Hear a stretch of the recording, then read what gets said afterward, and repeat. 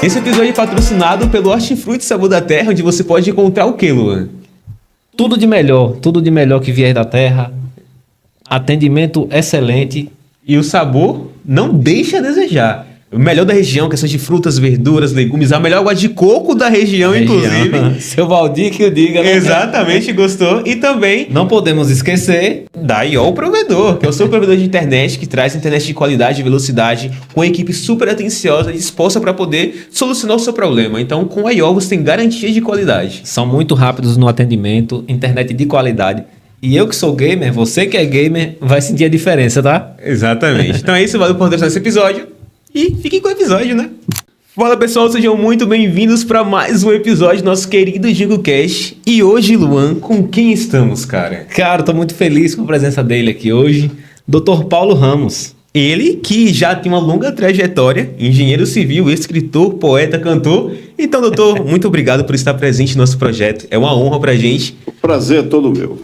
Que maravilha. Então, se puder, se apresente. Quem é Paulo Ramos? Para quem não conhece, que eu acho que é muito difícil aqui em Sete dos Dias, mas quem é Paulo Ramos? Eu sou a minha história.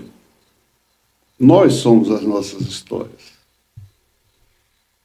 Eu estudei em Inhambupe, nasci em Inhambupe, sou inhambupense, sou filho de um inhambupense e de uma satirudiense, Maria Helena de Souza Ramos, que poderia ter sido, aliás, que o certo teria sido Maria Helena Cruz Guerra.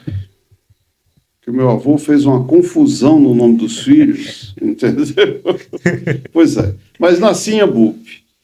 E lá fiquei até os 16 anos, quando fui para Salvador estudar. Tive que trabalhar para poder me manter. E, por sorte, conseguiram para mim um emprego na Universidade Federal da Bahia, na Escola de Geologia, na biblioteca. Eu estudava à noite no Severino Vieira, colégio público, e a vida não foi fácil. Poderia ter sido muito mais difícil. Porque eu morava longe, eu morava na Caixa d'Água, que era um bairro muito bom, mas era muito distante do centro. Lá morava praticamente a família do meu pai inteira. E eu acordava às 5 horas da manhã. Um rapazote, 16 anos, acordava todos os dias às 5 da manhã, pegar 2 ônibus para chegar e bater o cartão às 7h30 da manhã. Então foi, vamos dizer assim, uma vida lutada. E eu saía de lá 1h30 da tarde. E vinha para casa almoçar umas 3, 3h30. Todos os dias era isso. Depois do almoço, eu descansava um pouco e ia estudar. E à noite ia para o colégio. Eram mais 2 ônibus. Saía do colégio 10h30, 11 horas, chegava em casa meia-noite. Foi uma vida dura. Mas eu fui muito dedicado. Entendeu? Esse primeiro ano foi difícil, mas eu consegui atravessá-lo bem. O segundo ano, eu já lá para o mês de agosto, salvo engano, eu me senti cansado, estressado, estafado, desanimado, entendeu? E foi isso no ano de 1969. Vocês nem sonhavam em nascer. Tá bem longe, viu? E aí, meu amigo, não foi fácil. Eu parei de ir para o colégio, não aguentava, não tinha força, não tinha motivação, me sentia muito cansado. Entendeu? A família, me aconselhando, vá. E eu não tinha força para ir. Aí passei uns 2 meses sem ir para o colégio, descansei bastante. E quando me senti recuperado, eu voltei para o colégio correndo. Cheguei lá, foram muito duros comigo. Sério, sem chance, você já perdeu por falta. Aí passei o resto do ano, me matriculei num curso que chamava-se, eu não estou lembrado agora, mas você fazia o curso colegial em fazer provas e passava. Dos 3, era algo assim. E eu me matriculei num curso particular e comecei a estudar. Entendeu? Estudei, não parei não. Estudei, tentando recuperar o tempo perdido e tudo mais. Quando chegou no segundo ano, no ano seguinte, me matriculei e aí passei tranquilo, fiz o terceiro ano, entendeu? Fiz curso pré-vestibular de algumas matérias, de 4 matérias, e consegui passar no primeiro vestibular que eu fiz, para Engenharia Civil na Universidade Federal da Bahia, o que era muito difícil. Ainda mais naquela época. Muito difícil. Então, eu me orgulho disso. Inclusive, quando chegou no terceiro ano, no final do ano, próximo do vestibular, sei lá, uns 3, 4 meses, eu larguei o emprego. Ou seja, abandonei a minha única renda. Porque eu sabia que se eu não deixasse, eu não ia passar, porque tinha muita matéria para estudar ainda. Aí contei com a ajuda de uma irmã, que pagou para mim 2 matérias, para vestibular 2 matérias, e eu fiz um teste no curso pré-vestibular, chamava-se universitário, e esse teste, quem tirasse a maior pontuação em física, ganhava uma bolsa. E de 30 questões eu acertei 29. Caramba. Rapaz. Só que eu não acertei sozinho. Teve um outro cidadão que acertou também. Era um cara já mais velho, já era formado em filosofia e tudo mais, trabalhava, entendeu? Aí, quando nos conhecemos, ficamos amigos lá, no momento e tal. Aí ele virou para mim e disse: se você trabalha, eu disse: não. Então, pode ficar com a bolsa. Eu abro mão. Eu achei uma atitude maravilhosa. E na escola de geologia, tinha uma professora de biologia que ensinava biologia no curso pré-vestibular. Não tinha nada a ver comigo, mas encontrei com ela lá. Você está fazendo? Estou fazendo o curso. Você está fazendo biologia? Não. Quer fazer? Claro. Aí me deu a bolsa também. Aí eu fiquei cursando 4 matérias: física, química, matemática e biologia. Entendeu? E aquele rapaz que me deu a bolsa, cedeu para mim a parte dele, ia fazer medicina. E me convidou para estudar com ele. Aí eu disse: ótimo. Fui estudar com ele. Ele trabalhava, entendeu? Mas a gente estudava à noite. Eu saía do colégio, estudava até de manhã. Era um negócio de doido. Entendeu? Ele, infelizmente, não passou em medicina e eu passei. E o meu raciocínio para estudar com ele é que não era um concorrente meu. Eu podia ensinar matemática para ele, ele me ensinava biologia, química orgânica, a gente trocava as informações, entendeu? E outra coisa que eu fiz é que eu não sabia língua nenhuma, nem inglês, nem francês, nem espanhol, absolutamente nada, nem italiano. E eu optei em fazer francês. Aí: você é doido, você não sabe nada, você nunca nem estudou francês. Ele: por isso mesmo. Por isso mesmo, se soubesse, não estudar, né? Eu não quero, porque todo o pessoal que vai fazer engenharia, entendeu? Esse pessoal todo vai fazer inglês. E eu não quero estar próximo de concorrente, meu amigo. Foi na contramão. Fui na contramão, entendeu? Inclusive, todo mundo lá que fazia francês ia fazer direito, entendeu? Essa área de ciências humanas. Então não eram meus concorrentes. Se desse uma bobeirazinha para eu dar uma pescadinha na prova dela, entendeu? Zero concorrência. Zero concorrência. Eu ensinei, inclusive, matemática. Ensinei, não deixei pescado. Minha mulher estava só olhando, a fiscal saía para lá, dava uma olhadinha. Vai ver, até hoje ela acha que ela foi super sensacional, mas se eu que deixou ela colar. Ela, não, foi eu que colei como Em mérito. prova de português eu passei também o rabo de ouro na prova dela. Pra compensar, né? Pra equilibrar. Pois é. São as estratégias da vida, né? Graças a Deus eu passei. 2 primos meus que fizeram vestibular para engenharia também, entendeu?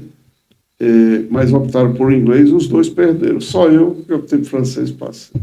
O segredo tá no francês.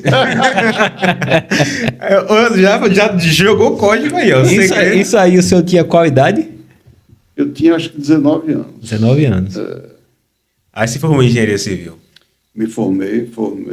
E sua primeira experiência, doutor, na Olha, área? O curso de engenharia civil, eu estudei, não trabalhava até o 3º ano. E começou, né, polo petroquímico, obras em tudo que era canto.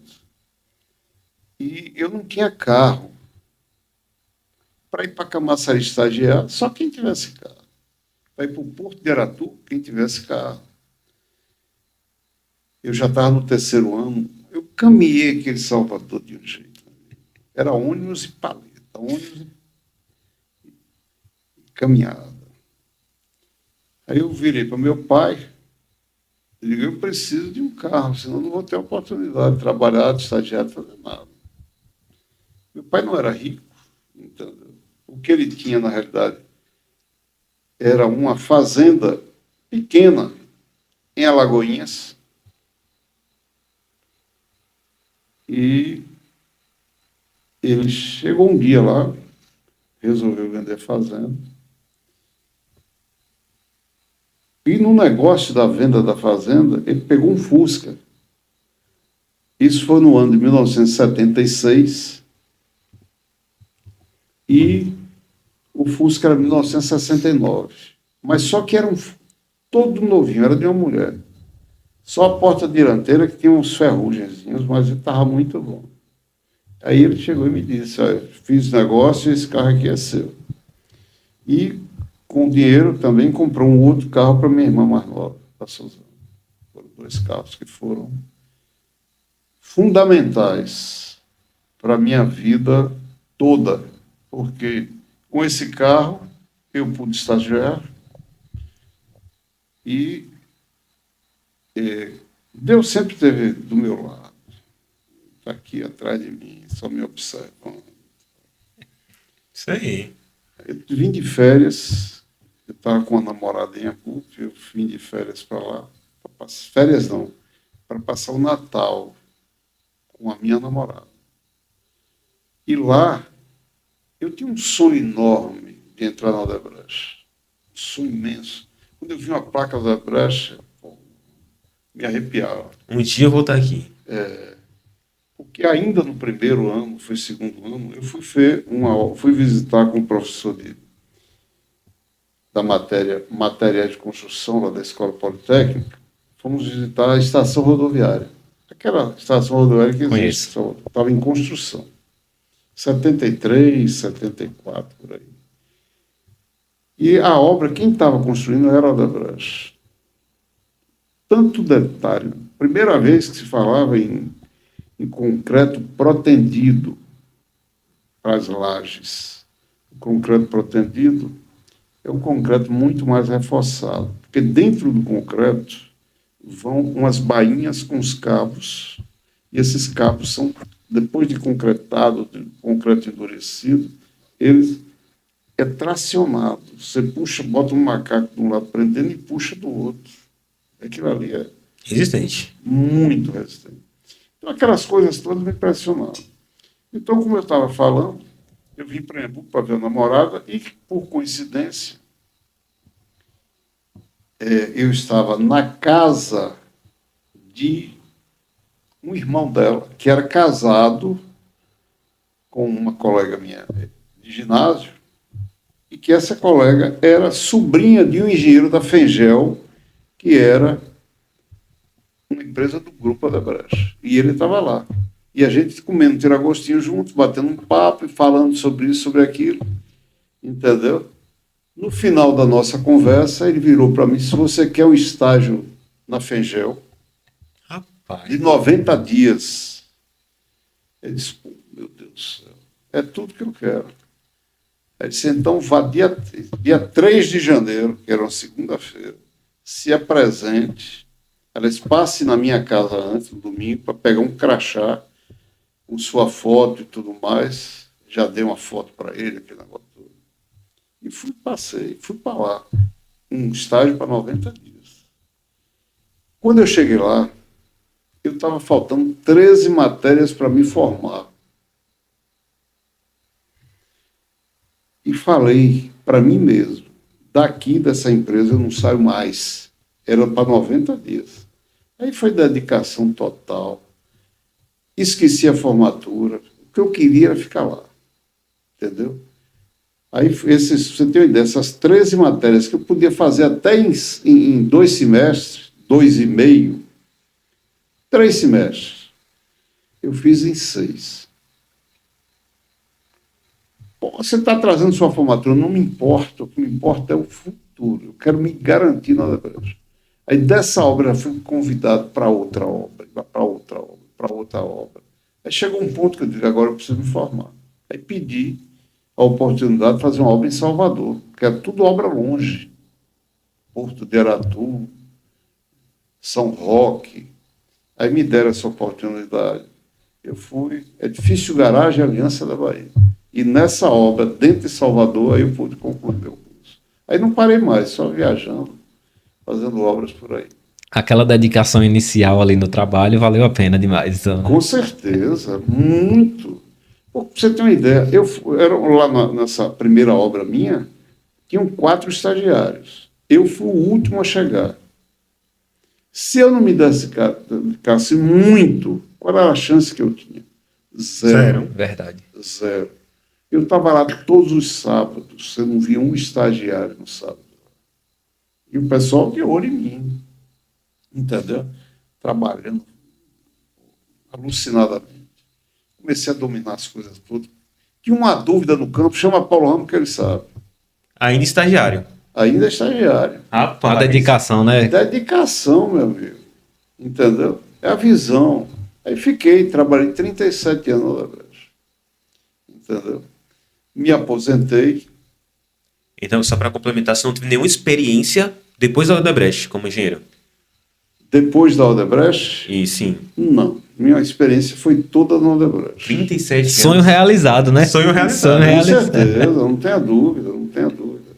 Entendeu? E eu tive a oportunidade de trabalhar em outros países. Trabalhei em Angola, fazer uma obra, era um projeto diamantífero, entendeu? De muita responsabilidade. E eu fiz parte da equipe e foi um dos maiores desafios da minha vida, porque Angola estava em guerra. Angola estava em guerra. E nosso projeto estava muito bem.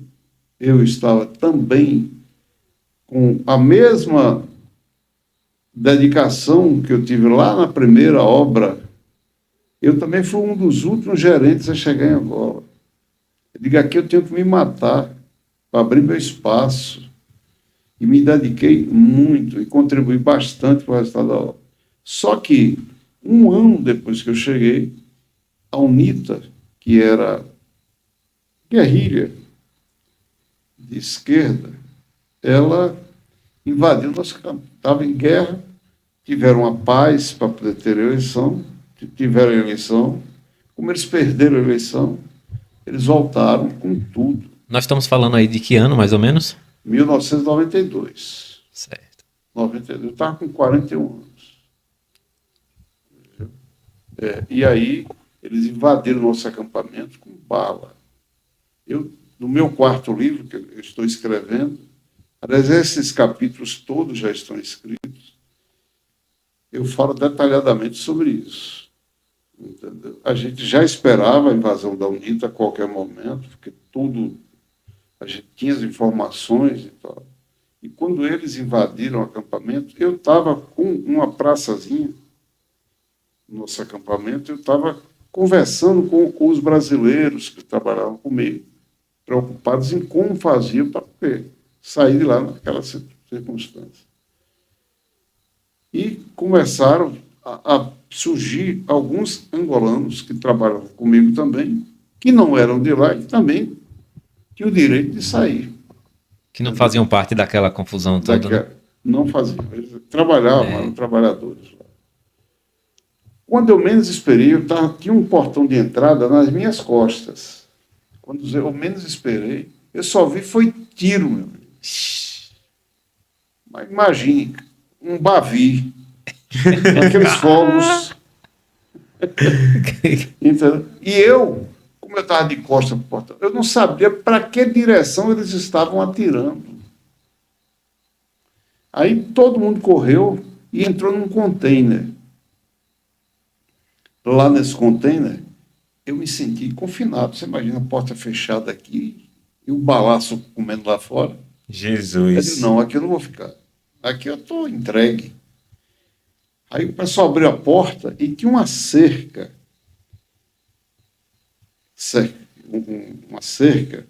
em nosso acampamento,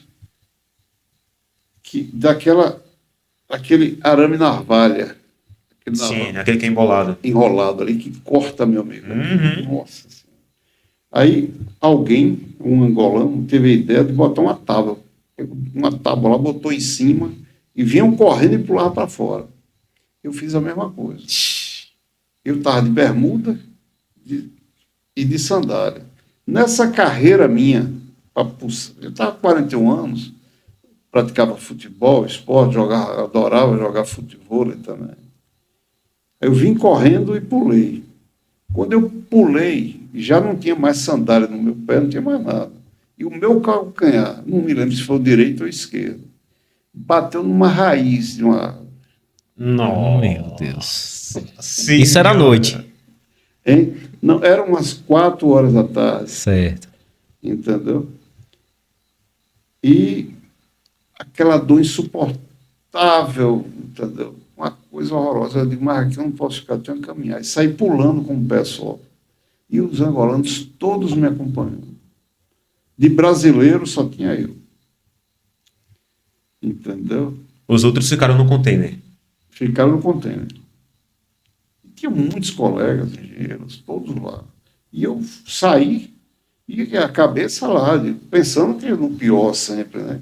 Quem tinha morrido, quem estava ferido e tudo mais. Foi um momento muito dramático na minha vida. Chegaram a perder colegas de trabalho Não, nessa? não. Graças a Deus. Graças Eles a Deus. atiravam para cima. Só que eu não via. Na Eu tava agonia, de né? costas. Não, eu estava de costas para eles. E também não ia. Não ia parar pra olhar. Exatamente. Antes vai tentar sorte, dá Mas não. que tensa essa situação, viu? Foi muito complicado. Mas o objetivo deles era o quê? Desacelerar a obra? Não, eles Não. queriam pegar o diamante para eles. Ah, né? entendi. Era uma área diamantífera. Eles foram invadir e ficaram lá explorando por um tempo. O continente africano ele é muito rico em minério de... A Angola é muito rica em diamante, petróleo, tem terras maravilhosas, é um país rico. Um país rico. Só é mal administrado, né? Bom, e aí, dando continuidade a isso, eu fui para um povoadozinho, por recomendação de um cidadão que trabalhava conosco, que morava próximo, eu passei pela casa dele. Ele me arrumou um lençol, que eu fiquei protegido, porque eu tinha tido uma malária recentemente e quase morri. Ele disse, Fernando, o nome dele era Fernando. Rapaz, eu estou com medo de pegar outra malária. Que o horário é exatamente esse horário, 4, 5 horas da noite, que eles vêm atacar mesmo. Se eu estou desprotegido aqui, ele me arranjou um chinelo lá e me deu um lençol que eu botei em cima de mim. E disse, vá para a beira da estrada, não fique aqui não. Aí eu fui, e os angolanos todos por dentro do mato. Quando chegamos lá, estava escurecendo já. O pessoal desse povoado, por causa dessa cerca que a gente colocou em volta do nosso acampamento, eles ficaram revoltados conosco. Eles estavam comemorando a invasão da UNITA em nosso acampamento. É brincadeira. Quando eu percebi, eu digo, aqui eu estou numa gelada, meu amigo. Aí voltei para o mato. Entendeu? E caminhando, sem perspectivas de nada, entendeu? Não levou nada com o senhor. Nada com Nenhum recurso, mochila. absolutamente nada, naquela circunstância ali. Não E tinha ainda jeito, ferido, imagina. Ainda ferida. entendeu? E aí eu fui tentando voltar. Só que eu vi de longe uma luz de um carro. Aí via aquela direção, digo, aquela casa dali é a cara de fulano e tal. Aí eu gritei o nome dele. Aí ele respondeu, ele conseguiu ouvir. E respondeu, quem está falando? Aí eu falei, é Paulo Ramos. Paulo Ramos. Aí disse, ô doutor, pode vir para cá que com você não vai ter problema não. O cara era da Unido. Trabalhava com a gente, mas era informante da Unido. É brincadeira. Era. Que plano Tinham muitos, não era pouco, não, até engenheiros angolanos. Tinha alguns que eram. E o senhor confiou e foi? Se eu fui, não tinha. Não tinha outro tinha lugar. perspectiva Não tinha outro lugar para Aí ir. eu fui para lá. Quando eu cheguei lá, eu disse, não, doutor, tranquilo, fico bem. O senhor sempre tratou a gente muito bem e tudo mais e tal. Aí eu voltei, falei com ele, disse, eu estou com um grupo de angolanos aí. Ele disse, não, aí ele me respondeu, não, aí tem que ver lá, se podem voltar ou não. O senhor está liberado para voltar. Aí eu fui com ele, falei com o pessoal, me esperem aqui que eu vou voltar para uma decisão sobre vocês. Aí fui para lá, conversei lá com o gerente administrativo financeiro, ele me disse, espera um pouco aí que eu vou verificar se tem alguma represália com esse pessoal. Eu digo, não tem problema não. Aí foram 2 carros lá buscar o pessoal. E aí agora, meu amigo, foi resolver a questão. Tinha 2 aviões que a gente, prevendo que ia ter invasão da UNITA, a gente reteve 2 aviões cargueiros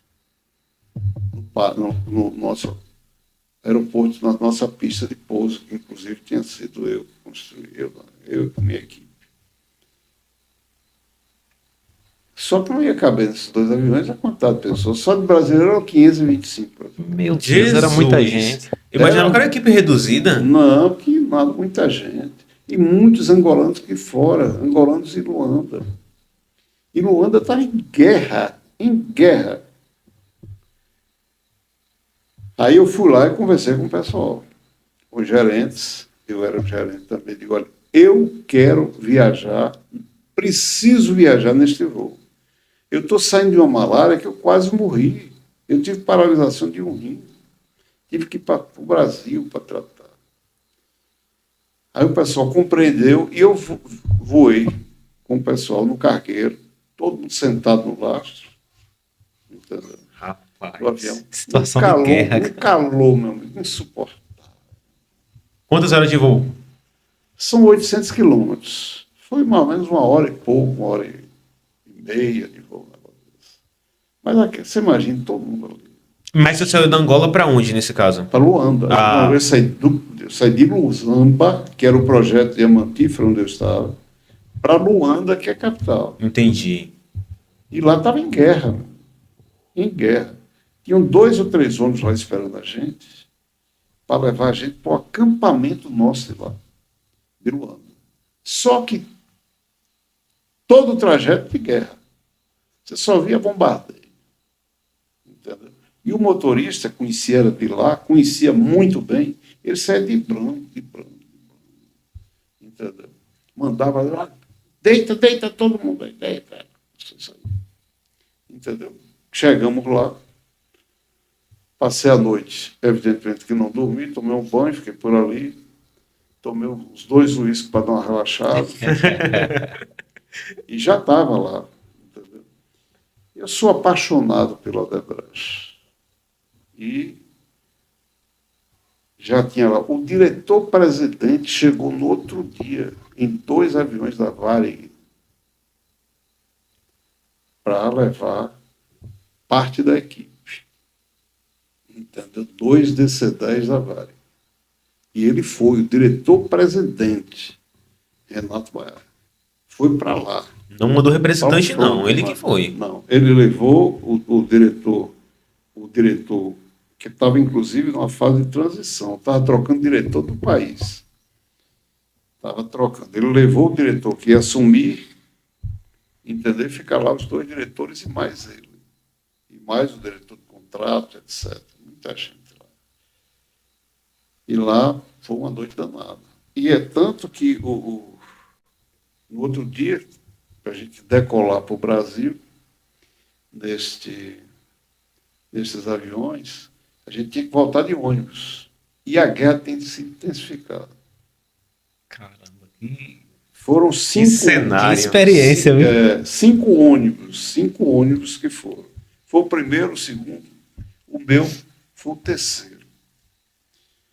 O de Renato Baiade, que era o diretor-presidente, foi o 4º ou 5º.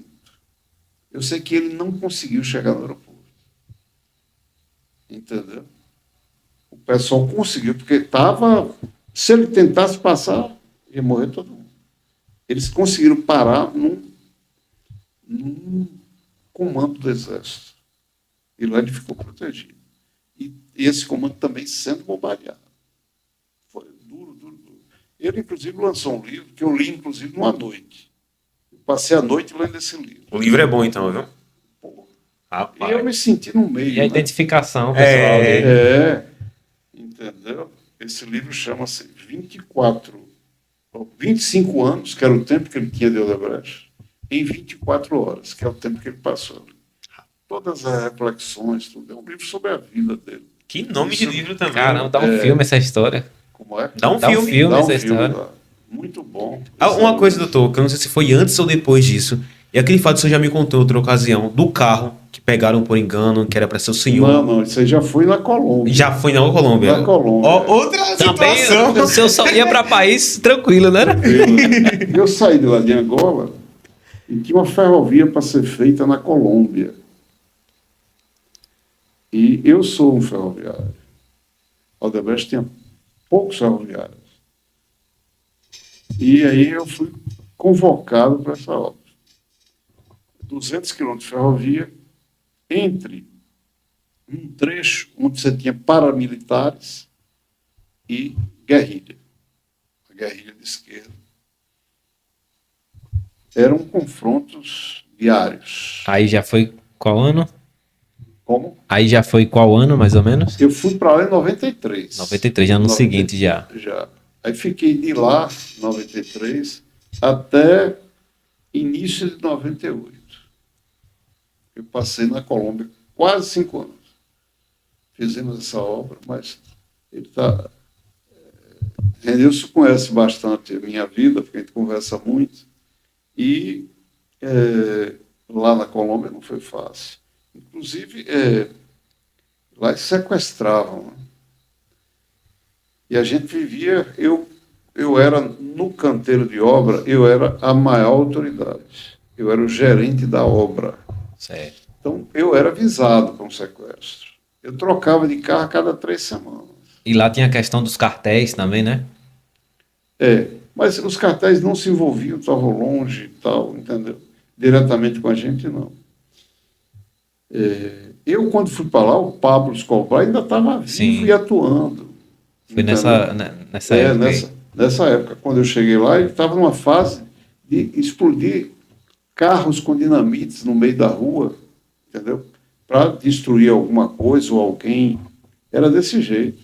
Inclusive, quando eu via um carro com o fundo baixo, eu Já passava imaginava. longe. Já se afastava Já logo. imaginava o longe. peso do explosivo. Passava longe. Então, foi uma expectativa Que experiência Rapaz. tensa, cara. entendeu? Foi uma experiência muito, muito rica, mas muito perigosa. Entendeu? Então, a gente estava num dia de 1º de maio, não lembro como hoje. O ano, não tenho dúvida. Mas eu acho que foi em 97. A gente estava revisando o programa de ação nosso, que é orçamento, aquelas coisas todas, no feriado. E chegou à tarde Chegou um carro para trocar o meu. Eu estava com um Vitara azul. Chegou um carro para trocar o meu. E tinha uma pessoa comigo, chamada Danúbio, que era encarregado da pedreira e tudo mais. Ele disse, Paulo, você não quer trocar, não quer me ceder esse carro? Eu disse, rapaz, olha, eu troco o meu carro por uma questão de segurança. É um risco, você quer levar? Quem quiser, não, pode nenhum, leva. Aí levou. Levou o carro. 3 horas depois chegou a notícia que ele tinha sido sequestrado. Agora pode ter sido mera coincidência. Ou não. Ou não. Ou Mas não. pode ter sido coincidência. Sim. Mas ele ficou 6 meses sequestrado. Caramba. E a Colômbia é dividida na parte de planície, onde tem muitas fazendas, terras maravilhosas. Aí vem a parte intermediária, onde se planta muito café e etc. E a parte alta, nas montanhas lá, cheias de floresta, onde ficam lá os sequestrados. Ele ficou lá em cima, se desloca de um lado para o outro, de jegue, de burro, entendeu? É um negócio terrível. E a gente não pode simplesmente pagar a guerrilha o tanto que a gente queira para liberar mais rápido. Tem que ser todo o processo acompanhado pelo governo. Eu não sei se ainda como é que está a situação hoje, porque hoje o presidente lá era um ex-guerrilheiro. Entendeu? Então, eu não sei como é que está a situação. Mas a nossa situação foi essa. Então foram 6 meses. Ele, quando saiu do cativeiro, ele era um cara forte, alto. Ele estava acabado, todo picado de mosquito. Magro. Magro, acabado. Quando o senhor parava pra pensar assim, rapaz, eu não vou pegar mais obra nesses lugares, não. Passava isso pela cabeça? Nunca. Nunca. Em Angola, por exemplo, logo que eu tomei consciência da coisa, teve um dia que eu tinha, inclusive, levado meus filhos para morarem, e minha família, né, com minha esposa, morarem em Joanesburgo, na África do Sul. Ficava bem mais perto do Brasil, eu podia vê-los com mais frequência. E um determinado domingo, eu estava no acampamento, tinha tido alguns incidentes, algumas coisas, eu parei, refleti. Meu Deus, o que é que eu estou fazendo aqui? Eu não preciso disso, mas eu vou embora. Aí tomei um banho, esfriei a cabeça e pensei, que exemplo que eu vou dar para meus filhos? Não vou sair daqui, não vou sair daqui. Aí fiquei, graças a Deus. Tive essa malária, fui para o Brasil, tratei. O diretor-presidente Baiardi mandou me chamar, a secretária me ligou, fui lá. Ele queria saber se eu ia voltar ou não para Angola. Porque eu tive um problema muito sério, chegou a parar um rim meu, entendeu? De malária. Aí disse, eu vou voltar. Minha missão não está cumprida ainda lá. Aí eu voltei. Caramba, é muito. Rapaz, que trajetória, né? E que exemplo de coragem, né? E ele contando, eu fico imaginando a cena. Eu também. É roteiro de filmes. A gente imagina acontecendo mesmo. Aí Ele falou na hora que pulou lá os arames, imagina se fosse eu aí. A gente se coloca no lugar ao ouvir a história. Com certeza. Experiências internacionais Então, foram. Essa minha obra, esse meu quarto livro, ele, entendeu? Vai ser sensacional. Ele tem muita coisa. Na Colômbia, a experiência foi terrível. É bem detalhadinho, o senhor já, né? Muito Estou detalhado. curioso para ler esse livro. Tá? Entendeu? Lá é terrível. Porque famílias das comunidades lá, todo mundo tinha algum guerrilheiro na família. Ou guerrilheiro ou paramilitar. Você imagina o meu motorista que sai comigo todos os dias. O desespero dele. O desespero dele. Sim, do desespero dele. Também tem isso, né? Você já pensou se ele fosse irmão de um guerrilheiro? É verdade. E dissesse, estou em tal lugar aqui com... Uma verdadeira caixinha de surpresa ali. Então, eu vou passar em tal lugar com ele tal hora.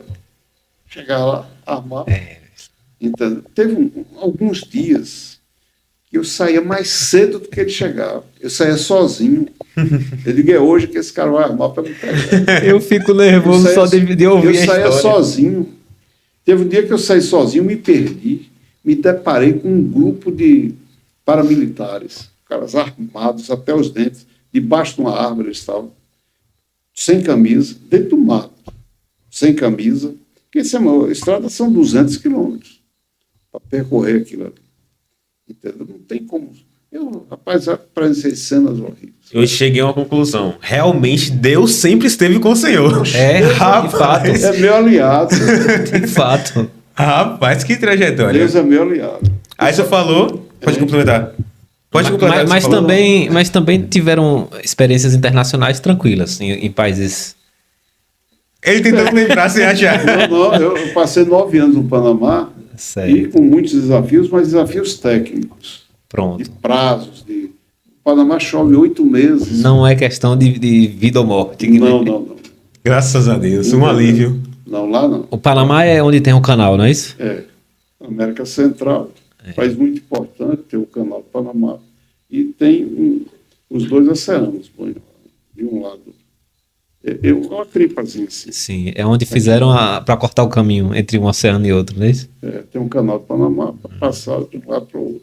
Os americanos fizeram isso há 100 e tantos anos, 120 anos atrás. Imagine quando não tinha esse canal, a volta que você tinha que dar no continente para acessar o outro oceano. Exatamente. Realmente. Então, lá também foram desafios técnicos enormes, entendeu? Mas graças a Deus deu tudo certo. Rapaz, Tudo. é o início do nosso papo. E só pra você ter uma ciência, foi 40 minutos. Já tem 40 minutos. 40 Aqui o minutos tempo voa. só falando sobre isso. A gente costuma dizer que aqui dentro é uma máquina do tempo. Você toda essa cadeira, você esquece. Rapaz, Aham, então, só pra gente não perder a linhagem, essas informações, essas histórias vão estar no seu quarto livro. estão no meu quarto livro. Perfeito. Mas aí, vamos ao primeiro. Como que foi, doutor? Porque você ficou 37 anos na Odebrecht. Sua carreira foi inteira como engenheiro civil, repleta de desafios. Mas hoje, ele é escritor, poeta, cantor. Como que ocorreu essa mudança? Remetendo a uma informação que ele deu lá no início da conversa, o primeiro emprego dele foi numa biblioteca. Exato. Foi. O quanto isso foi importante para o senhor chegar a ser o escritor que é hoje? Não acho que não teve importância, não. Teve muita importância, porque a biblioteca na universidade e no colégio também só funciona, só tem movimento quando os alunos estão de folga, estão em intervalo, Certo. entre uma aula e outra, que eles correm para a biblioteca para devolver um livro, para pegar um livro, esse negócio todo. Entendeu? O resto do tempo eu me dedicava a estudar. Perfeito. A biblioteca era, entendeu? Eu ia estudar. Entendeu? Por isso que eu digo que Deus me ajudou, porque me dava esse dinheirinho, me dava esse emprego que me possibilitava estudar. Entendeu? Então, O útil ao agradável. é muito agradável. Agora, a questão da escrita, eu sempre pensei que quando me aposentasse, eu ia me dedicar a escrever. Perfeito. Entendeu? Já era uma ideia que o senhor... Eu, com 16 anos, não, 17, foi, acho que 18 anos, foi em 69. Aqui no Brasil tinha muitas, esqueci, era concurso de música, festival da canção. Muitos colégios tinham e tudo mais. E eu escrevia poesia, entendeu? Eu gostava de fazer umas poesias. Já novinho lá. Já. Eu gostava de fazer poesia. E tinha uma vizinha minha chamada Beth, que tocava violão. E ela me falou, ela sabia que eu escrevia poesia. Ela disse, Paulo, você não tem uma poesia para botar uma música, para eu participar do festival? Aí eu disse, você tem algumas aqui. Aí tinha uma que eu tinha feito para ser uma música. Chamava, eu ainda sei a letra. Como é que chamava, meu Deus? Maria Inspiração, alguma coisa assim.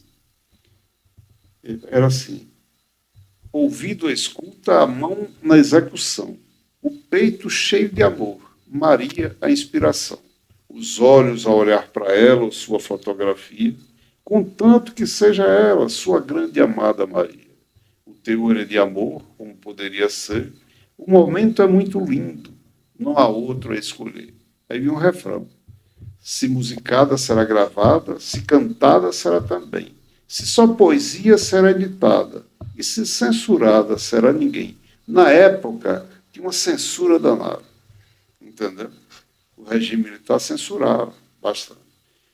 Então ela fez ela colocou música e ficou em segundo lugar no festival. Que maravilha. Entendeu? Com essa muleta. Aí parei de fazer poesia, já não é, envolvido com engenharia, mas sempre com esse pensamento. Quando eu me aposentava, eu vou escrever. Eu pensava em escrever um livro, que era esse livro quarto, que eu não publiquei ainda, não terminei ainda. Aí fiz o primeiro, porque eu escrevi muito sobre mim, entendeu? A minha infância, tudo, entendeu? Até o início da minha Então, hoje o senhor já tem 3 livros publicados. lançados. Já. Certo. 3 livros lançados. Hoje temos 2 aí. Quer apresentar pra gente? Eu falaria sobre o primeiro, que o primeiro não tá aqui. O primeiro não está aqui. Então, falar sobre o primeiro logo, porque isso também é muito importante. Pronto. Pronto, Aí vai vamos pra- lá. Ordem cronológica. Ordem aí, né? cronológica. O primeiro fala sobre a vida da família, de uma maneira geral, e a minha em particular.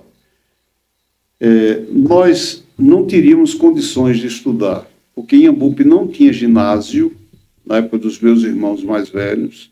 Quem tinha condição ia para Salvador estudar, ou Alagoinhas, ou outro qualquer centro mais desenvolvido. E eu tinha uma tia, irmã do meu pai, que não tinha filhos. E ela ouviu muito a mãe dela, que tinha o sonho de ver os filhos formados. Os filhos homens não estudaram. E ela, essa minha tia, botou as irmãs para estudar. 3 irmãs, formou em professora. O que era, naquela época, uma graduação muito prestigiada, entendeu? Professora era um prestígio enorme. Botou as 3 para estudar em Salvador. E pegou os sobrinhos, os meus irmãos mais velhos, que eram os primeiros sobrinhos dela, primeiros netos e tudo mais. Pegou os meus irmãos mais velhos, Gleide, Luiz e Gileno, e mandou para Salvador para estudar. Entendeu? Eles lutaram muito, muita luta, mas se formaram. Entendeu? E aí nós fomos acompanhando a evolução dos outros. Luiz é mais velho que eu, 14 anos. Então, quando ele estava lá na universidade para se formar em Direito, com 18 anos, eu tinha 4 anos. Eu não tinha entrado nem no primário ainda. As diferenças de idade. Graças a Deus, inclusive nesse meu primeiro livro, Deus ajudou até nisso. Porque ele não botou 9 filhos com a diferença de 1 ano. Tornaria mais difícil. Ele dividiu em 3 grupos. Entendeu? O primeiro grupo, o segundo e o terceiro. Eu sou o penúltimo do terceiro grupo. É brincadeira. Rapaz, o pessoal não sabe, né? Que história, cara. Então, o pessoal não associa isso. E assim, esse primeiro livro, o nome dele? O nome dele chama-se Rua do Rosário 13, que é a rua e a casa onde eu nasci. Então, essa tia, a ela eu dedico parte desse livro, conto toda a história. E aí também tem a história da minha infância, que eu fui muito levado. Eu tinha um primo que era danado também, a gente só andava junto.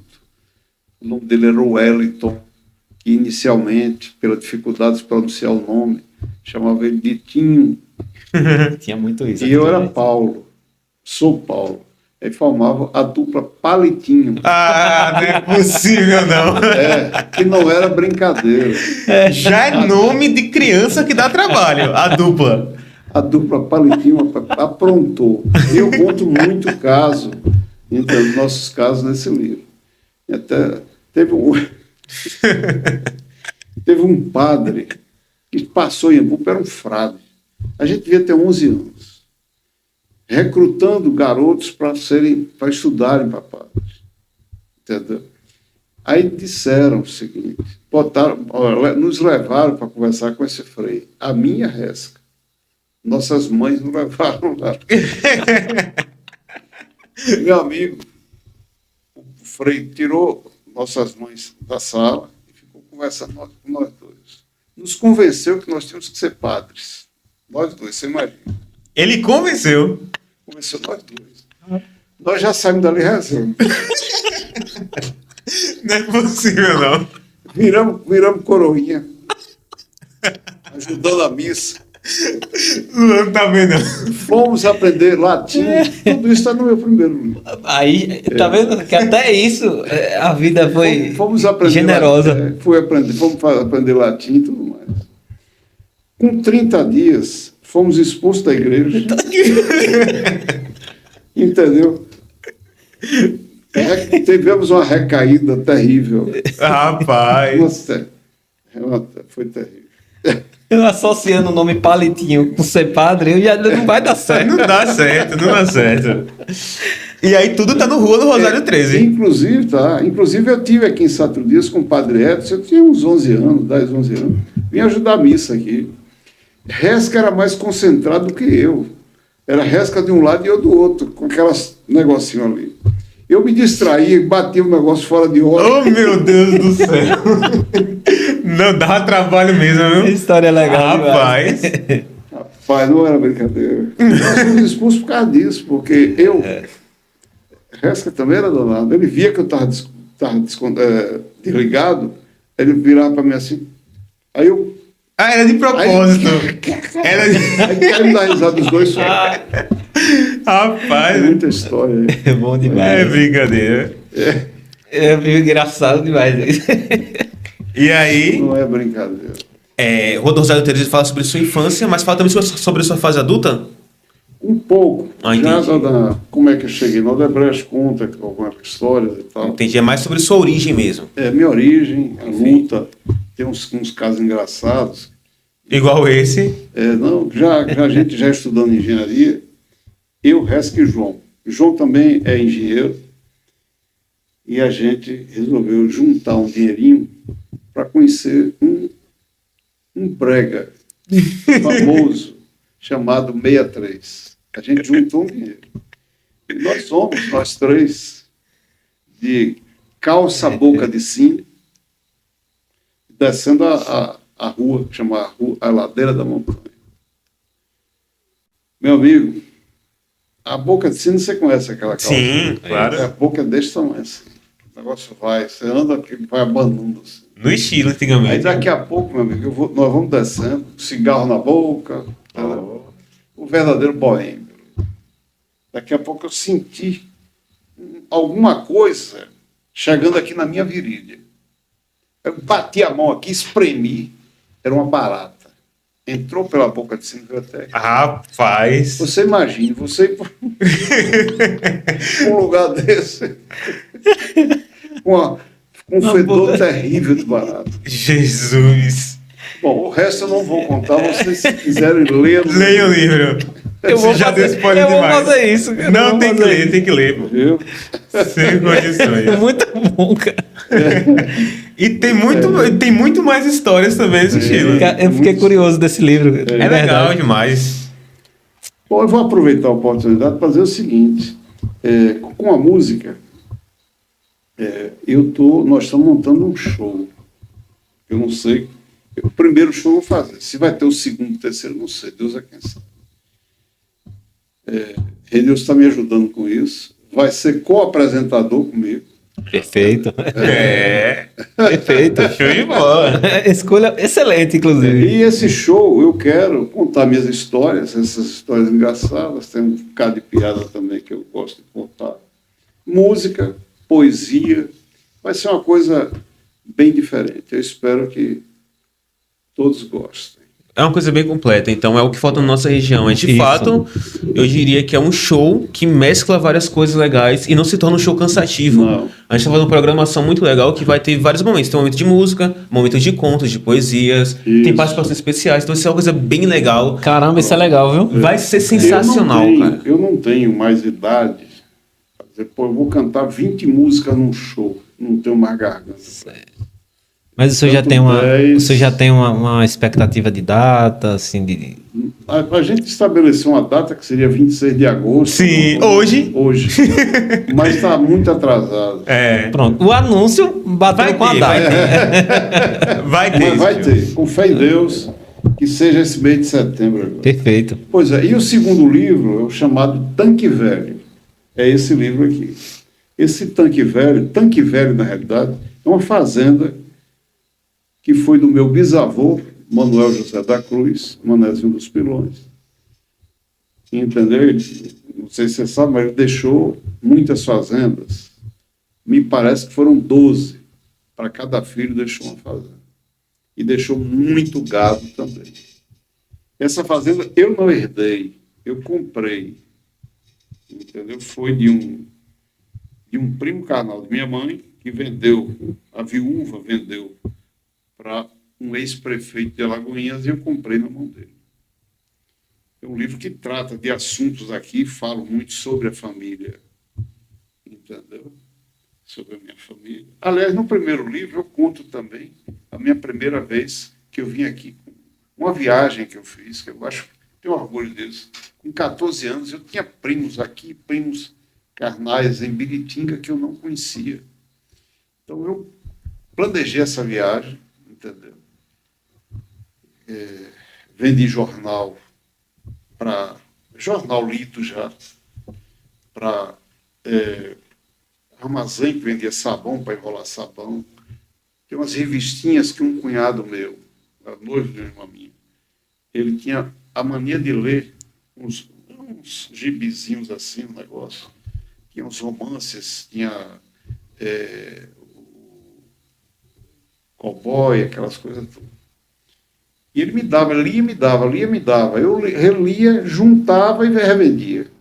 E aí fiz o meu capital necessário para fazer essa viagem. Empreendedor. E É. aí eu vim, fiquei na casa do velho Totó, que era primo carnal de minha mãe. Conheci o Muito, Totó. fui recepcionado lá maravilhosamente. Do pessoal de Wilton, né? Todo, o Wilton, o Wilson, todo mundo gente boa, as meninas. Exatamente. Entendeu? Me receberam, porque eu vim com o João. Entendeu? João, meu primo, que também é irmã da minha mãe, prima também. Mas foi uma maravilha. Aí conhecemos tudo. E daqui para lá nós fomos de cavalo, à noite.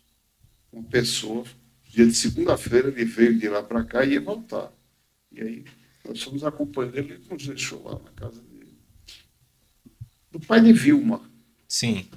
Vilma é minha prima carnal. Eu não conhecia ninguém. Aí fiquei conhecendo. Entendeu? É isso aí. E aí, nesse segundo livro, é um pouco diferente do primeiro, no caso. Aqui tem uns contos maravilhosos. Contos são romances, novelas pequenas. Né? Sim, sim. Tem umas novelas aqui que eu recomendo muito. Tem uma que chama-se A Cor dos Olhos, que se dá Deixa eu mostrar para o pessoal aqui na câmera. a mostra. Aí, ó. Livro Tanque Velho. E as capas são todas muito bonitas, cara. Muito bonito, cara. A identidade visual que ele tem nos livros é muito legal. Tanto no livro como no CD. É Isso. tudo bem impactante. É. E é ele que escolhe. Exatamente. Ele faz parte do processo de criação. Esse aqui é o meu terceiro livro, que é metade poesia, metade prosa. E o nome é exatamente esse. Mostro meus versos, mas não deixo de prosa. Aqui tem Muito bom. Perfeito. Esse é excelente. E dessas poesias aqui, eu fui levado à música. Com essa poesia, O Pôr do Sol, essa poesia aqui foi a minha primeira música. Virou a minha primeira música, que é uma bossa nova. Sensacional. Muito E daí, bonito. eu já gravei, pra você ter uma ideia, já gravei 35 músicas. E essa imagem que foi tirada por... Foi essa foto aqui que me levou a fazer essa poesia. Essa foto de um pôr do sol. Me levou a fazer essa poesia que virou uma música muito legal. Que interessante. Muito mesmo. Muito elogiada e me deu coragem de fazer outra. E foi a primeira. Perfeito. Eu tenho um parceiro músico, só faço música com ele. ele faz música com vários letristas, mas eu só faço música com ele. A gente Se entende bem, né? muito bem. Já gravamos 35 músicas. Desses 35, 12 são forró. E só Essas músicas aí a gente consegue encontrar em algum lugar? Alguma Eu já plataforma lancei digital? o primeiro CD, que chama-se Nem Tanto Por Acaso, que está no Spotify, YouTube, Instagram, em todas as plataformas. Perfeito. Vamos deixar no... Tá no QR Code aqui. Tá aparecendo aqui em algum lugar o QR Em Code algum para lugar vocês vai aparecer. escanearem e poder acompanhar o Exatamente. trabalho musical de Paulo É Ramos. isso aí. E, doutor, as suas músicas em si, os instrumentais são feitos por Braulio, que é esse músico, e as letras, São todas minhas. isso é sensacional. Todas as letras são minhas. E modéstia à parte, se tiver uma letra, mais ou menos, não vai para a mão de Braulio. Entendeu? Inclusive, eu mando para ele assim: 10 letras, fique à vontade. Ela escolhe 2, 3. Manda mais 10, ela escolhe 3, 4. Aí manda para. Concorda? Concordo. E a gente tem feito. E é todo um processo criativo que o que mais me surpreende, doutor Paulo, é porque o que eu vejo aqui é o seguinte: a maioria das pessoas sonham em ter uma vida profissional, uma carreira conturbada. A dele foi muito acelerada, repleta de desafios. E quando ficam rezando para chegar a época de se aposentar, ele não. Ele acabou a carreira, acabou entre aspas. Não atua mais como engenheiro civil, mas não parou por aí, buscou um novo desafio. Então eu sempre falo isso, que a vida é movida a desafios. Você já ouviu falar em morto-vivo? Com certeza. Morto-vivo é um aposentado que não faz nada. Então isso é Não, muito é. legal. Com certeza. Raul que Outro falava, dia- né? Que fica sentado numa cadeira esperando a morte chegar. Com a boca escancarada, cheia de Exatamente. dente, esperando a morte chegar. Raul Então, Seixas. E aí, o legal é porque mesmo depois de ter toda uma jornada como engenheiro civil repleta de desafios, ele não quer entregar um produto com má qualidade. Ele foca em aulas de canto, isso é muito legal. Já fez muita aula de canto. Muito. Vou até Aprimora. voltar já. Quando ele faz uma letra que é musicada por Braulio, ele canta e algum trecho ficou muito ruim, regrava novamente. Claro. Então ele preza muito por qualidade, cara. Já sei a quem saiu, o filho dele, tá? Aí, tá vendo aí? Mais cedo aqui, pessoal.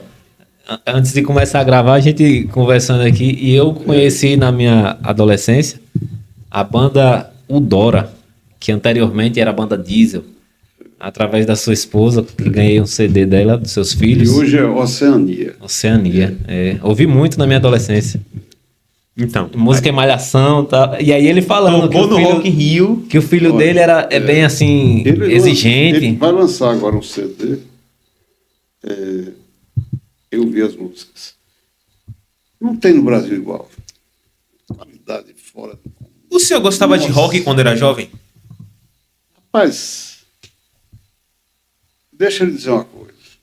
Um jovem pobre, como eu fui, que está ali lutando por um espaço ao sol, como diz o outro, o que tocava eu dançava. Perfeito. É assim mesmo. Eu escutava de tudo. Eclético. E a época no Brasil também era forte o rock. Agora o forró era muito. Muito também. Ainda mais Sempre, aqui na né? região. Agora, na época da Revolução Militar, o rock era forte. Era forte porque o rock de protesto, aquelas coisas. Eu costumo dizer que se o Dr. Paulo tivesse investido na carreira musical e literária dele anos atrás, tava gigante no ramo artístico, porque por tudo que ele oferece, questões de qualidade, você vê ele conversando aqui, você vê que é um músico de fato e que é um escritor, um poeta, pela maneira de se expressar, a forma como ele coloca as palavras, se posiciona. Então isso é muito legal. Se eu tivesse começado, talvez, nos anos 90, 80... Com certeza.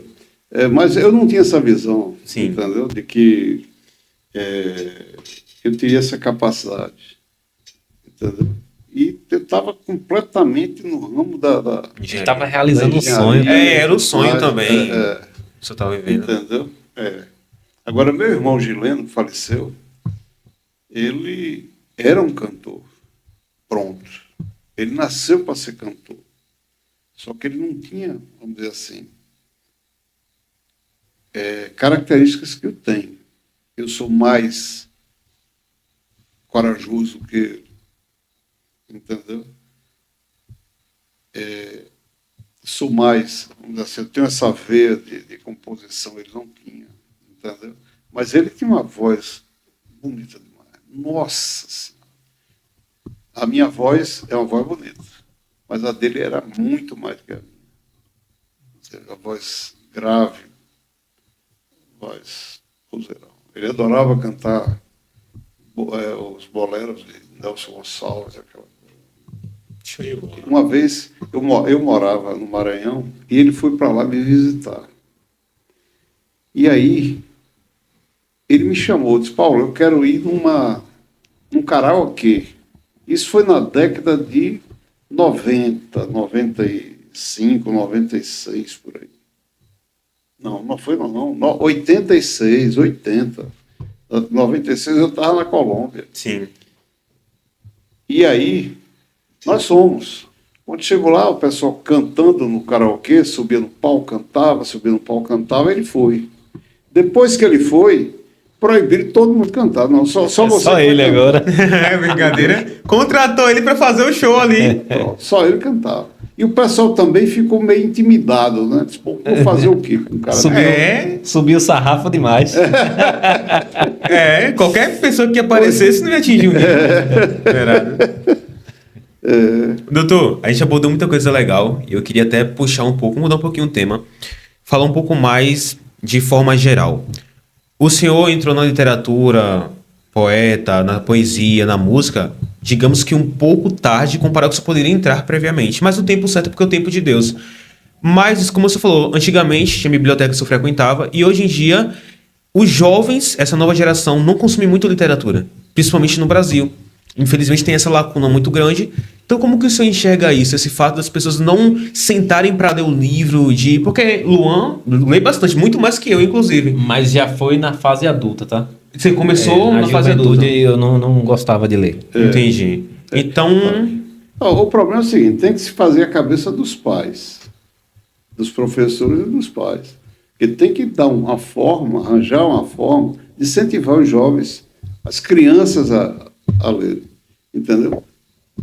Tem que dar um jeitinho. Criar o hábito, né? Lê esse livro aqui, ó. Quando você lê esse livro aqui, papai vai levar você para passear em tal lugar. Tô fazendo isso com o meu, tá? Tá fazendo isso com o seu? Aí, ó. Tem que ser assim, meu amigo. Se não, deixar por conta deles, Não faz. Não lê nada. Exatamente. Aproveitei que ele gosta de Harry Potter e aí peguei os livros, já Pronto. foi um incentivo. Tem que ser. Entendeu? Eu acho que é porque também, doutor, a iniciação que a criança tem na escola é ler coisas muito grandes que talvez não seja do interesse deles. Eu acho que antigamente dava certo, mas hoje em dia tem que colocar algum impulso que seja voltado para o que eles gostem de fato, entender isso e procurar algum livro baseado naquilo, pelo menos o primeiro, para despertar o interesse pela leitura. Criar uma identificação, Exato, algo do tipo. porque é complexo isso. Exatamente. Igual a gente foi na reunião na biblioteca que falou, que o rapaz que apresentou disse que está com tal fluxo de visitantes, de alunos lá presentes, mas ele já viu aquilo 3 vezes mais. Ele é um funcionário de longa data na biblioteca. Então, é dados. E isso é dados. Está diminuindo com o tempo. Isso é preocupante. Porque com a tecnologia, tem várias formas de consumir conteúdo. Tem filmes, que é interessante também. Mas tem muita coisa que acaba que é só um passatempo que não agrega muito a pessoa em si. E a experiência do livro, de É você outra pegar coisa. um livro, abrir e ler, é uma experiência muito específica. Isso aí já também dá para poder fazer uma conexão com o que o Valdir falou. O Valdir, que também é muito amigo do Dr. Paulo, que ele falou que mesmo com a rotina corrida dele hoje em dia, ele ainda prefere consumir o livro físico, dele sentar para poder ler. Exatamente. Então, também sou assim. Eu admiro muito o seu Valdir. Ele foi um achado, uma coisa de Deus. Pegou ele lá de São Paulo e trouxe para cá, para nossa região. Com certeza. Empresário sensacional, humano. Entendeu? O cara, nota 1000. Admiro muito, respeito muito. Perfeito. Essa tia que botou a família para estudar, ela dizia o seguinte: que estudar é copiar sem custo a experiência alheia. Você imagina o seguinte: o cara descobria aqui a Novalgina, quanto que esse cara gastou de tempo para chegar à conclusão que é aquilo ali. Aí você pega, olha no livro, composição da Nova Algina, está tudo ali. Facilitou a vida de todo Eu mundo. estou usando Nova Algina, são 1000 coisas. Tudo. Então, tá tudo nos livros, pô. Vamos ler, aprender, conhecer a vida, como é que faz isso, como é que não faz. Entendeu? É porque tem muito da praticidade. Hoje em dia exatamente. você procura uma coisa na internet e já aparece logo. O pessoal não quer ter aquele trabalho, se entende, de sentar para poder ler. Mas tem que entender que não é apenas a informação em si que contém nas escritas. Contém toda uma vivência. Você fala com a inteligência artificial, por exemplo, ele te entrega o conteúdo bruto, seco. Você pergunta, quem inventou o avião? Tá bom. Qual foi o primeiro avião? 14 bis. E vai lá, dá a informação exata. Se você procura num livro sobre a criação do avião, tem todo um contexto, toda uma vivência histórica. E aquilo é enriquecedor, de certa forma. O pessoal obtém vários conhecimentos a partir de uma leitura. Eu tenho um bocejo aqui, vocês editem isso aí. Tranquilo, não. Nem deu pra ouvir. Aqui não tem formalidade. Nem tá deu tranquilo. pra ouvir, inclusive. Então é isso. Cara, Tem que estudar. muito feliz de ouvir essas experiências. Espero que outras vezes o senhor retorne aqui para contar um pouco mais das suas histórias. Achei muito legal, ri pra caramba. Exatamente. Foi o que a gente mais viu o episódio até agora, foi esse. Ele conseguiu nos levar para a atenção das guerrilhas e trazer para a comédia no final, Com né? certeza. Um verdadeiro contador de histórias. Muito bom. Histórias que são fatos reais. E não tem esse porém. Desse meu livro aqui também tem muita coisa interessante. Eu vivi muita experiência com Resca. Esse Resca, o Tinho, do Wellington, depois que entrou no ginásio, ele obteve esse outro apelido de Resca. Mas se não fosse ele, entendeu? Se eu fosse sozinho, sem aquele, porque eu não tinha irmãos da minha idade, eu nasci entre duas meninas, eu não tinha companheiro, ele foi o meu companheiro. E se não fosse ele, eu não teria feito nem metade do que eu fiz. Entendeu? Não tinha, não. Era o estímulo. Claro, um dava coragem para o outro. Entendeu? Uma vez ele cismou que queria fumar um cachimbo. Um cachimbo, não, um charuto. É brincadeira. Esse cara tem cada ideia, viu? Ele viu os outros e queria fumar um cachimbo. A gente tinha recebido umas latas de leite ninho. Lata de leite em pó. Sim. De leite em pó. Que tinha 2 tios nossos que tinham cocheira, estábulo, em Salvador. E eles, naturalmente, tá certo? Ele pegava a produção das vacas dele e misturava com leite em pó, para aumentar. É brincadeira. Óbvio. Para que ele queria essa lata de leite? Rendeu o leite. A estratégia, viu? Eu posso falar que eles já faleceram, eu acho Tranquilo, hoje. Já caducou. E aí eles traziam essas latas de leite vazias e ficava lá. Aí chegou um monte de lata de leite lá. E disseram, o que é que vai fazer com essas latas aí, pelo amor de Deus? Aí alguém teve a ideia, vender. Naquele tempo não tinha vasilha, latas, guardar cereais, aquele negócio. Tupperware, né? Deixa eu tapar. Aí, no instante, aí o meu olho cresceu, de resto que cresceu, eu disse, rapaz, vamos vender essa porra dessa lata. E fomos para a feira. Eu corri para minha casa para pedir autorização para minha mãe. Entendeu? E Resca ficou lá. Resca escolheu as melhores latas. Meu amigo. As mais ou menos enferrujadas, ele largou tudo no canto. Eu peguei e tal, ele preparou o negócio dele lá, botou dentro de um saco. Eu peguei as minhas e fomos na feira. Quando eu cheguei, meu amigo, que eu vi as latas de Resca, tudo novinha, rapaz, e as minhas tudo acabadas. Tristeza. Aí, pô, ele botou o preço das dele lá e os clientes só... Ele vendeu as dele todinho, eu não conseguia vender um. É brincadeira. Rapaz. Baixei o preço da minha. Ele e esse camarada era mais novo que eu, 3 meses. Eu nunca vi sabido daquele jeito. Esse era ligeiro, viu? Rapaz, esse era ligeiro. E aí, rapaz, eu pintei a zorra com ele, quis bater nele, que eu batia nele. Que era mais valente que ele. Aí deu desculpa lá e não sei o que e tal, que não tinha nada a ver com isso. E aí eu baixei o preço das minhas e consegui vender também. E nós saímos com dinheiro na mão. doido para gastar, porque se chegasse em casa com dinheiro, ia tomar. Aí eu estava com a sandália, já com aquele prego embaixo, não tem um preguinho que bota ali. Sim, quem A minha nunca? já estava comprada. Ele comprou uma sandália, comprou a sandália mais barata. Ele comprou a mais cara, estava com mais dinheiro.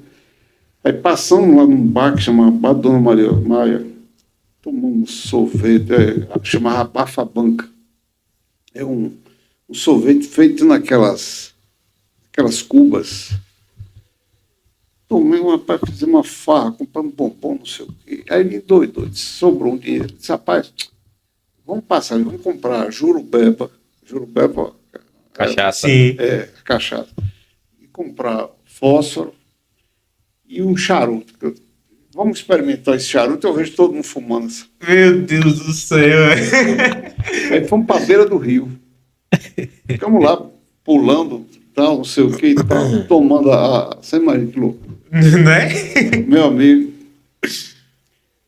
eu sei que passou um cara montado, entendeu? E viu nós dois arriados no chão. A gente mareou completamente com a jurubeba e com o diabo do charuto. É brincadeira. Charuto é forte. O útil é o agradável. Levaram para gente para casa, entendeu? Tomamos banho, foi uma agonia. Apanharam, não? Foi depois disso aí que quiseram botar a gente para ser padre. É brincadeira. Uma vez você recuperava. Se lembrava dessa vida. E não apanhou, não? Dos pais? Como? Não apanhou, não? Da mãe? Como é que vai bater num bêbado? Não, mas o Dois pior bêbados. é que eles não quiseram voltar com dinheiro pra casa pra não brigar. É, E tu fez uma cena dessa? uma cena. É brincadeira. Esse rapaz era. Esse Esse rapaz é. era atentado. Tinha na casa do pai dele, na fazenda do pai dele, tinha um funcionário chamado Rogaciano. Já até faleceu. E ele dizia que aquela jurubeba e o charuto era para Rogaciano. Aí despacharam, senão não despachavam. Ainda mentia. É brincadeira. É isso aí. Mas, doutor, muita vivência. O senhor passou por climas de guerra, digamos assim, épocas de guerra, épocas conturbadas. E se o senhor pudesse ter uma máquina do tempo para mudar alguma coisa em sua vida, o senhor mudaria? Olha, outro dia eu falei o seguinte, fiz uma análise, eu acho que até escrevi isso aqui, está nesse livro aqui, que eu digo o seguinte, se eu tivesse que recomeçar hoje, eu queria recomeçar com 40 anos de idade. Porque eu já tinha juízo, já tinha uma profissão definida, já tinha o meu trabalho, já tinha algum dinheiro. Entendeu? E, principalmente, eu tinha parado de fumar. Eu estava forte, me sentindo bem. Porque eu fui fumante. Dos 14 anos aí, 13 anos, 14, até os 40, foi fumando. Desse dia do charuto em diante. Ave Maria. Negócio sério. Então, agora mudar, entendeu? Talvez não. Entendeu? Inclusive eu tenho uma música, que é um forró, que chama-se Caminhando. Os pés foram feitos para andar para frente, seguindo o rumo do amanhã. Deixa eu ver, eu não vou lembrar a letra. Mas só pelo título dá pra saber que... Seguindo o rumo do amanhã.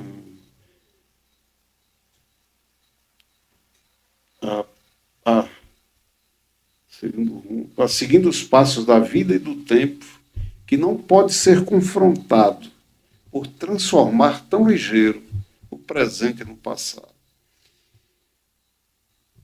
Seria, se pudéssemos voltar ao começo, pelo menos uma vez, para corrigir os passos errados. Aí repete lá na frente. Pudéssemos recomeçar do começo, voltar ao começo, para corrigir, não, mesmo que fosse para cometer os mesmos erros. Entendi. Voltar Mas do seria- começo, para que pudesse repetir, mesmo que fosse para cometer. Repetir os mesmos erros. Porque a gente muitas vezes erra, toma algumas decisões na vida, e não tem oportunidade de corrigir. Isso é verdade. Entendeu? A vida poderia dar pelo menos uma chance. Da pessoa escolher. Nem precisa ser muito lá para trás, não. Só 10 anos atrás, 20. Corrigir aqueles erros. Pois é. Mas é isso aí. A vida é assim. Eu acho que já vem tudo traçado. Ele tem uma Tudo música que eu acho traçado. muito legal, que é Olimpíadas, que fala muito sobre isso. Que é sobre as batalhas da vida, de fato. De todos. Ela fala sobre a minha batalha, a batalha da minha família, mas representa a batalha de todo mundo. Essa música, a letra dela é sensacional. Minha sogra mesmo ama essa música. Eu era muito novo Quando me foi mostrada a estrada da vida e como eu deveria caminhar. É um blues. é um estilo meio que country. O instrumental é sensacional dessa música. Muito bonito. Também foi feito com a mesma pessoa que o senhor falou. Só faço música com ele. A letra minha e a música dele. Música e arranjos. Às vezes legal. ele contrata um trompetista, sanfoneiro para as músicas de forró e tudo mais. Sensacional. Muito legal. De verdade. Eu indico aqui, ó, essa câmera tá aqui em mim, eu indico do fundo do meu coração, quem puder escutar o CD já lançado, escute, porque é sensacional. Apesar de que essa música não está no primeiro CD. Vai ser lançado ainda. Está no segundo CD. Perfeito. Mas já tem Que vários... já está pronto. Inclusive Isso. está fazendo capa e tudo mais. Eu já estou com mais 2 CDs prontos. Aí só para... Muito legal. Dr. Paulo é uma enciclopédia de conteúdo, eu fico surpreso. Todo bate-papo que eu tenho com ele, pra mim, individualmente, é muito enriquecedor. Uma opinião individual agora, tá? Eu tenho certeza que se eu não tivesse conhecido o Dr. Paulo, eu não seria a pessoa que eu sou hoje. Porque muito da minha formulação de caráter partiu das conversas que eu tive com ele.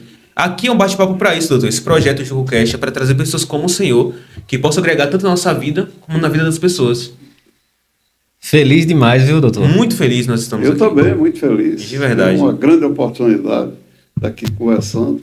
Eu quero dizer, já que estamos num ambiente aqui de satridiense, que eu sou muito orgulhoso da minha origem. Viu? Muito legal. Eu não tenho Cruz no nome, mas sou da família Cruz. Perfeito, Pessoas perfeito. muito boas, pessoas sérias. Eu gosto muito de todos, me sinto muito orgulhoso. E não é uma honra muito grande ter uma pessoa que é da sua família, que é seu primo, né? Que é Antônio Torres, como membro da academia. Antônio Torres, na realidade, ele é Cruz, né? É Antônio Torres Cruz. Então, ele é meu parente. A mãe dele era prima de segundo grau da minha mãe. Entendi. O avô dele era primo carnal da minha mãe. Perfeito. Então é uma referência aqui para E vocês. tem mais. E o parentesco dele é por parte do pai dele e da mãe. O pai e da mãe. Parentesco duplo. Rapaz, aí é parente confirmado. Doutor Paulo, se eu quiser mandar algum recado, falar alguma... Não, eu queria só dizer o seguinte. Prestigie este canal. É uma grande oportunidade para todos, entendeu? E deve ser um orgulho do satridiense. Esse canal tem que ser um canal que orgulhe os satridienses, que vocês estão fazendo um excelente trabalho, entendeu? Isso que eu queria dizer. Muito obrigado. De Muito verdade. obrigado. Feliz demais. É um combustível pra gente, é um dos nossos primeiros episódios. Não estamos no episódio 10 ainda. Conseguimos trazer pessoas muito relevantes que a gente considera que agregaram de forma diferente na vida das pessoas. A gente trouxe a Kenny Alves, que é uma cantora, uma artista que tem um testemunho muito fidelizado a Cristo, a Deus. Trouxemos vários empreendedores, empresários. O senhor com essa história incrível que passou de... a gente aqui geralmente traz pessoas mais segmentadas e nichadas em uma coisa específica. Religiosidade, música, Valdir, empresário, empreendedor. O senhor não, o senhor foi guerra, escritor, Engenharia. poesia, música, engenharia.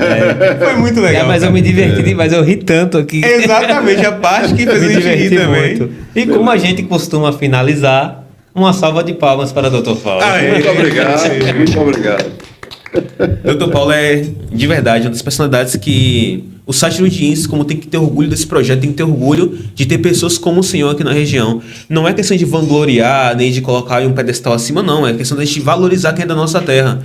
Então, ter pessoas que fazem uma arte tão bonita, que se desempenham a fazer música de qualidade, vai lançar o quarto livro agora, tem 4 livros publicados praticamente, tá querendo investir em show para trazer de fato a cultura, ele faz tudo isso com o objetivo de deixar um legado, de certa forma, de mostrar tudo que o senhor aprendeu ao longo da vida e repassar isso através de escrita e de música. Exatamente. Excelente. É isso aí. Então, beleza. É isso aí, então... Eu espero que tenham gostado. Gosto Bastante, estou muito feliz, de verdade. Pessoal, até a próxima. Curtam, comentem, compartilhem e até a próxima. Valeu, pessoal. Tchau, tchau.